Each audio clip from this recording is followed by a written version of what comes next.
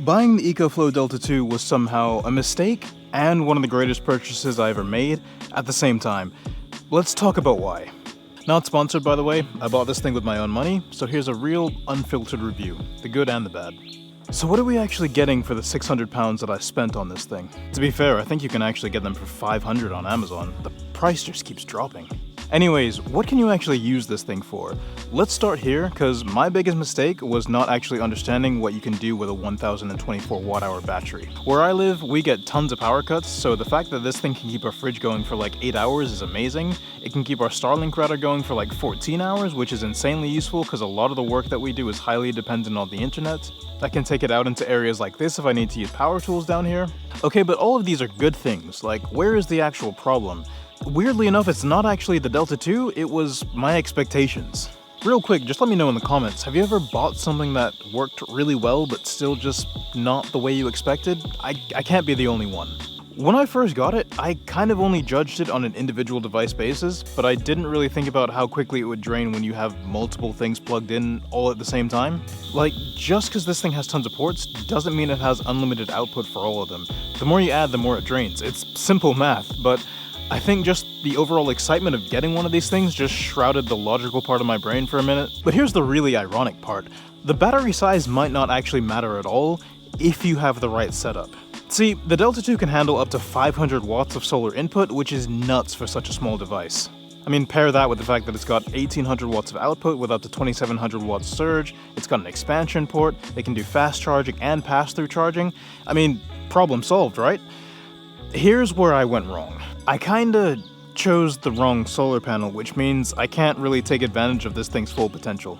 I ended up going for the 60 watt EcoFlow panel because it was on sale, and let me just say, if you don't plan to pair any kind of solar with this thing, you're kind of just shooting yourself in the foot and losing more than half of its usefulness. I would almost go as far as to say it's not worth buying without a solar panel. But at the same time, choosing the right solar panel is just as important. I kind of had a case of choose the thing because it's got really cool features and ignore the flaws sort of scenario. Like, yeah, it's nice, it's got good build quality, it's light, it's got a nice little carrying case, but it's 60 watts. Like I said earlier, this thing can handle almost 500 watts of solar input. I could probably be charging it in like 2 hours versus the 6 to 7 hours it would take with the 60 watt panel.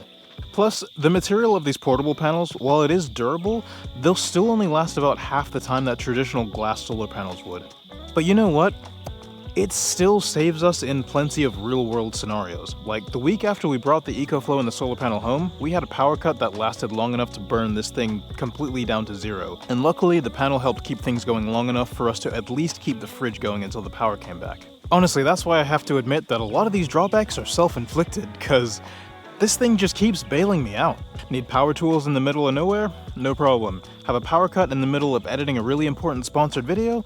This thing had me covered. That was actually the last video on the channel. Oh, the stress. Only have 2 English 220-volt sockets in the house? Well, now I've got 6, because this is actually a UK unit, which brings me to my next point. Quick tip for anyone moving from the UK to Jamaica like I did, have a real think about which plug type you want to get if you are considering buying one of these.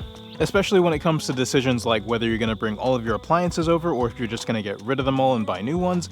Especially because, like, a lot of smaller electronics, or at least modern ones, tend to be able to use both 110 and 220 volt power, so it tends to just be the bigger ones that will have the issue. Like I said, I got a UK unit, even though Jamaica as a whole mostly uses 110 volt power like the US does, but the weird thing is, because of the amount of people that come back over from the UK, it's actually quite common to have 220 volt power in the house, at least partially. I figured it was worth mentioning because as much as I'm happy with my decision and it fits our needs, we didn't bring things like a fridge or a washing machine over, so we're using the US ones that we have here, and if I want to use them with the EcoFlow, I have to use a voltage converter so that they actually work correctly.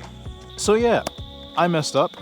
I bought the wrong stuff and had the wrong expectations, but the fact that this thing has so much potential is basically the thing that saved me from my own decisions. Again, as much as I had issues, I can't really fault the devices too much. It's really a case of you get what you pay for. I realistically could have just bought the bigger EcoFlow unit that I was looking at, or higher capacity panels, but I was so focused on saving money, and for some reason portability, which, now that I look at it, isn't really something that I needed that much altogether, at least for the current setup. But it is a nice bonus.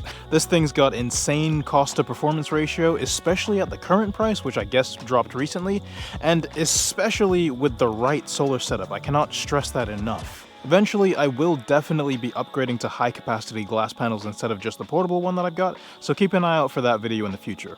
But yeah, these are my thoughts on the EcoFlow Delta 2 so far. Again, this isn't a sponsored video, but there is an Amazon affiliate link in the description if you are thinking of buying one and you also want to support the channel. With that said though, make sure you still check the EcoFlow website and other sources to see if you can find a better deal, maybe even a used one if you can find one in really good condition.